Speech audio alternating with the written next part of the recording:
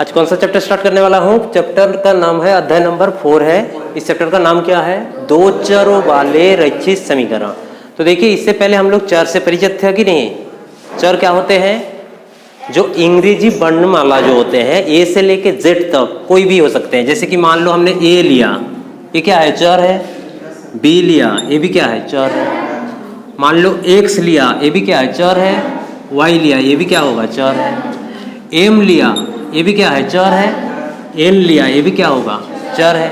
तो हमको क्या कह रहे हैं? दो चर, देखो ए बी दो चर है, एक्स वाई भी दो चर है, एम एन भी दो चर है।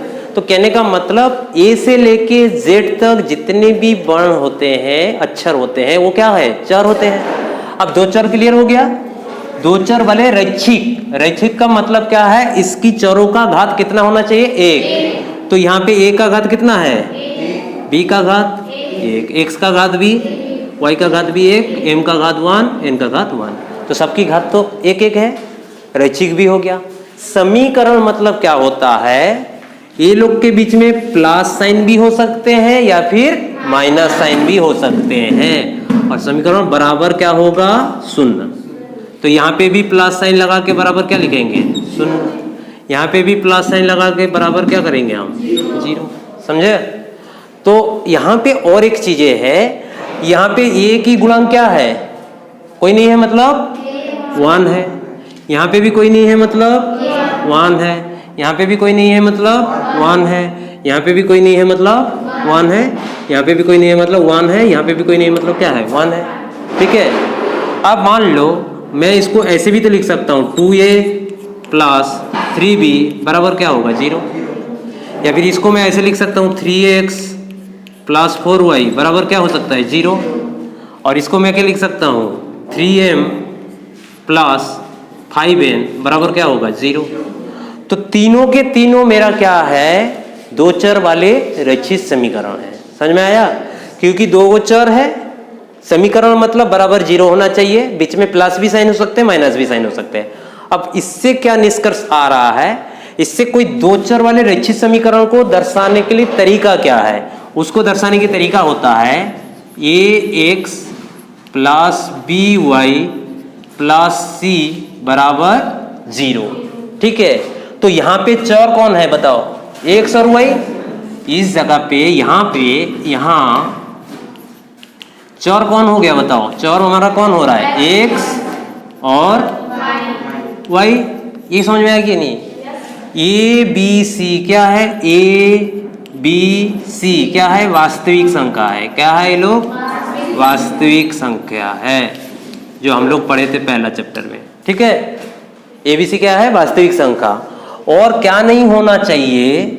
ए और बी को 0 नहीं होना चाहिए। ए और बी शून्य नहीं होना चाहिए। क्या नहीं होना चाहिए?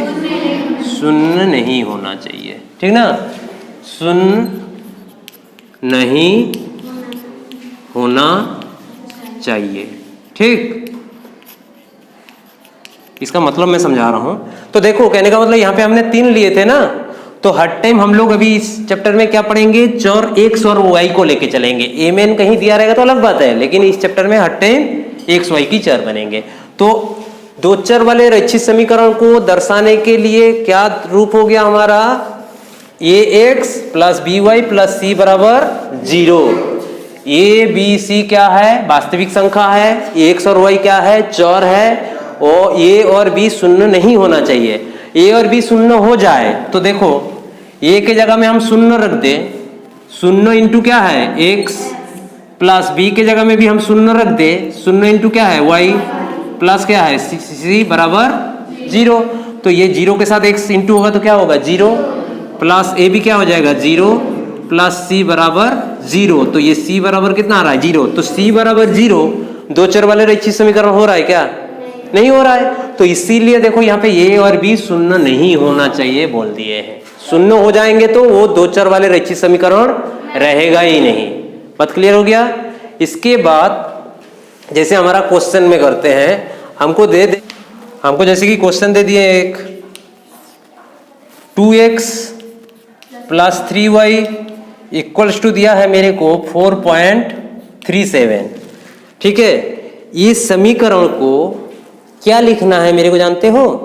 इस समीकरण को किस रूप में बताओ? दो चर वाले रैखिक समीकरण का रूप क्या होता था? अभी हमने बताए थे ax plus by plus c बराबर 0। यही चीज तो हम लोग पढ़े हैं इसके रूप। अब ये जो दिया है इसको इस रूप में हमको लिखना है। ठीक, तो देखो इस रूप में लिखते हैं तो ये मतलब कौन है? ये x है ना, इसको देखो x है, यहाँ पे भी क्या है? x है। ये मतलब कौन है? 2, तो a मतलब मेरा कौन हो गया? 2। अब बताओ प्लस है, by है, यहाँ पे क्या है? 3y है। तो y के जगह पे जो b है सामने, तो y की जगह में यहाँ पे कौन है? y के सामने, तो b बराबर तब क्या हो गया? 3।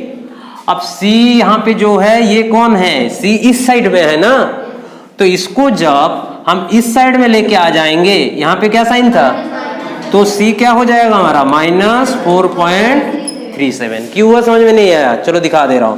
इसको हम और कैसे लिख सकते हैं इस चीज को? 2x plus 3y equal to के इस तरह भी आएंगे तो 4.37 बराबर क्या हो जाएगा? 0। अब देखो इसके साथ इसको कंपेयर करके देख लो। ये x है, 2x, तो x मतलब x, a मतलब तब कौन हो गया? 2 हो गया, b मतलब कौन हो गया? 3, c मतलब -4.37। समझ में आ गया? इसके बाद फिर और एक क्वेश्चन हम लोग करते हैं। जैसे कि मान लीजिए सपोज आपको दे दिया, कौन सा? दूसरा क्वेश्चन दे दिया, क्या दिया है? x - 4 equals to √3y। Sorry, y बाहर में है, रूट के अंदर नहीं है, √3y। इसको भी इस रूप में दर्शाना है, तो क्या करोगे? पहले क्या करना है? ये जैसे है ऐसे सजा लो। पहले क्या है? ax, तो x तो है, उसके बाद क्या है? प्लस bx, तो इसको हम लोग प्लस ऐसे 4 भी लिख सकते हैं। सॉरी, प्लस नहीं, x है, x लिखेंगे। इसके बाद क्या साइन है? -4। इसको इधर लेके आ जाएंगे तो क्या हो जाएगा? -√3y बराबर क्या हो जाएगा? 0। समझ में आ गया? पहला कौन है? x है, तो यहाँ पे भी x है। इसके बाद कौन है? y है, तो y को पास में ले लो। y के पास में लोगे तो क्या होगा? √3y माइनस कौन है? 4 बराबर 0। आज उस समीकरण के साथ तुलना करके देखो। a मतलब कौन होंगे? x के सामने कोई नहीं मतलब 1 है, तो ये कौन हो गया? 1। b कौन होगा बताओ? y के सामने जो है -√3, तो क्या होगा? -√3। c क्या होगा? -4। समझ में आ गया? इस टाइप की क्वेश्चन अभी भी चीज जब भी कहता है प्रैक्टिकली समझ जाएंगे तो आसान हो जाएगा। एक नोटबुक की कीमत एक कलम की कीमत से 2 गुनी है। इसका मतलब क्या है? मतलब ना तो हमको कलम पता है, कलम की कीमत तो पता नहीं है, लेकिन नोटबुक की जो कीमत है कलम से 2 गुनी है। तो मान लीजिए एक कलम जो है, मान लीजिए हमारा पास एक कलम है, ठीक, और एक क्या है? नोटबुक है, और एक नोटबुक है। इसका कीमत हमको नहीं पता है, इसका कीमत बोल रहा है, इसका जो भी कीमत होगा ये इससे क्या है? 2 गुना है। मान लो ये 2 टका होगा तो ये कितना होगा? 4 टका। 4 टका होगा ना? ये 2 टका होगा तो ये 4 टका होगा, क्योंकि इसकी 2 गुनी ना कह रहे हैं। ये 5 रुपीज होगा तो ये तो समझ में आ गया। अब बताओ हमको कलम का दिया है क्या? तो कलम को हम x मान ले तो नोटबुक का कीमत कितना हो जाएगा? y। हमको पता था यही कहोगे। अरे अभी बताए थे मैंने, ये 4 रुपीज है तो ये कितना हो रहा था? 8। क्यों किए थे हम लोग? 4 के साथ क्या किए हमने? 2 गुणे 4 किए तभी तो 8 मिला। तो यहाँ पे भी क्या करोगे? 2 गुणे क्या करोगे? x ना, तभी तो होगा। क्या नहीं होगा? क्या होगा ना? लेकिन मैं यहाँ पे 2 चर वाले रैखिक समीकरण में लिखूंगा ना, 2 चर वाले रैखिक समीकरण में लिखूंगा ना, तो इसीलिए मैं क्या करूंगा? देखो कलम का कीमत कितना माला मैंने? नोटबुक का भी कीमत कितना मान रहा हूं मैंने, वाई रुपीज। कलम का कीमत माना एक्स रुपीज और नोटबुक का रुपीज कितना माना, वाई रुपीज। तो प्रश्नानुसार क्या बोल रहा है, ये माना लिखना, माना। तो प्रश्नानुसार कितना हो जाएगा बताओ। नोटबुक की कीमत एक कलम की कीमत से दोगुनी है। नोटबुक का कीमत क्या है, y बराबर कलम की कीमत क्या है, x, इसकी दोगुनी, बस यही है। ठीक है, अब इसको इतना रूप में बनाना है तो क्या करोगे, y है 2x को इधर लेके आओगे, -2x बराबर क्या हो जाएगा 0। नहीं समझ में आया? मैं क्या किया, कलम का कीमत पता नहीं था तो कितना माना, और नोटबुक की कीमत को कितना माना। हमको क्या कह रहे हैं, कलम नोटबुक का कीमत, तो नोटबुक का कीमत लिख दिया। कलम का कीमत से दोगुनी, कलम का कीमत कितना था x, उसकी दोगुनी 2 इंटू कर दो, बस हो गया। नहीं समझ में आया? आ गया?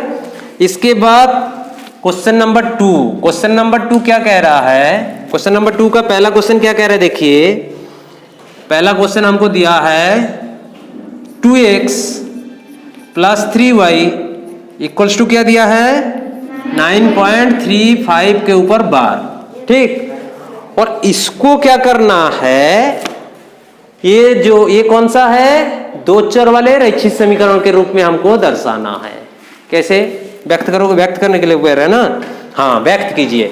तो देखिए दो चर वाले रैखिक समीकरण को जो रूप होता है वो क्या होता है, A X plus B Y plus C बराबर क्या होता है 0। अब इसके साथ इसको व्यक्त करना है तो ये मतलब कौन हो गया बताओ, 2, बी मतलब 3, सी मतलब ये इस तरफ आएंगे तो -9.3/। ठीक, ऐसे नहीं कर पाते तो और एक लाइन कर लीजिएगा, क्या करिएगा, 2x जैसे के है ऐसे, प्लस 3y जैसे कि है ऐसे, इसको इधर लेके आ जाइएगा तो 9 प्लस था तो माइनस हो जाएंगे 3.5 बार। इसके साथ कंपेयर कर दीजिए, आ जाएगा। समझ में आ गया? हाँ हाँ हाँ, अरे किसी के भी ऊपर बार हो उससे हमको क्या मतलब है, हम तो उतना के ऊपर भी बार लिख ले, उससे कोई मतलब नहीं है। हमको तो मेन ध्यान में रखना है जो बोला है कॉन्सेप्ट उसी से करते हुए चलना है।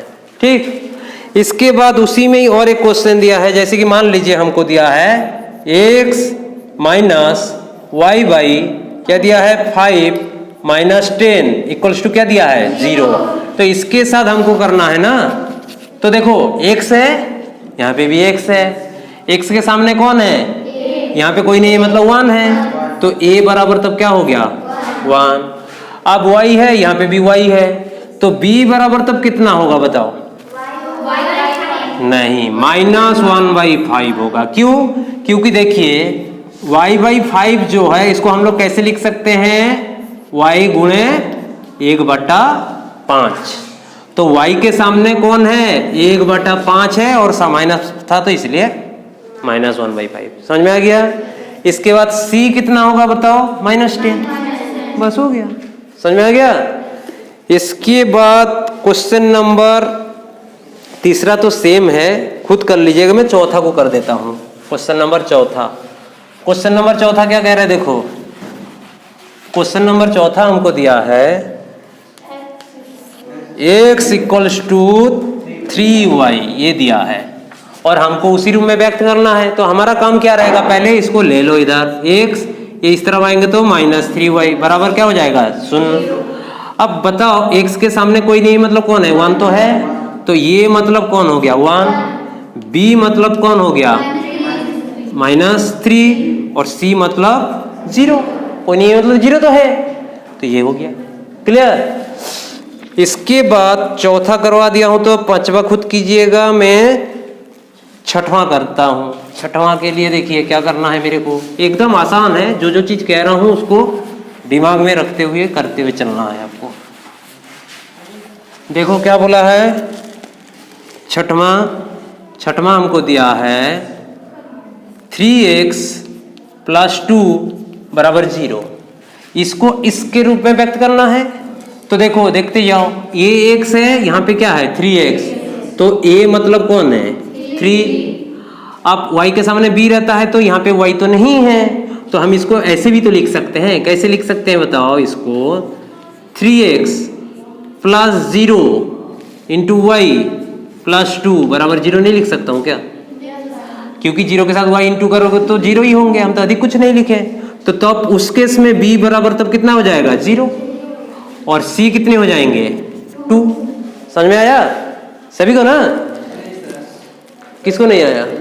अरे भाई यहाँ पे 0 के साथ y इंटू करूं तो 0 ही तो होगा, क्योंकि यहाँ पे नहीं था इसलिए हमने लिख दिए।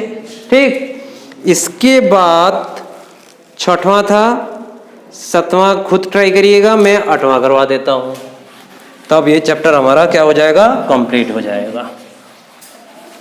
तो आठवां क्या कह रहा है क्वेश्चन? क्वेश्चन नंबर 8 है ना? क्वेश्चन नंबर 8 क्या कह रहा है? 5 इज इक्वल टू 2x। तो हमारा काम क्या रहेगा? पहले इस रूप में बना लेना, तो सबको एक तरफ ले लो। 5 माइनस 2x बराबर 0। माइनस क्यों हुआ? क्योंकि इक्वल टू के इस तरफ इसके सामने क्या साइन है? कोई साइन नहीं है, मतलब प्लस है। इस तरफ जब भी आएंगे माइनस हो जाएंगे। अब देखो x के सामने कौन है? -2, तो ये कितना हो जाएगा? -2। अब देखो y नहीं है ना, तो y नहीं है मतलब b तब कितना होगा? 0, क्योंकि अभी तो कब आए हैं। और c क्या हो जाएगा? 5। बस क्लियर हो गया? तो ये था दो चर वाले रैखिक समीकरण की प्रश्नावली 4.1 का। नेक्स्ट क्लास में हम लोग कौन सा करेंगे? 4.2।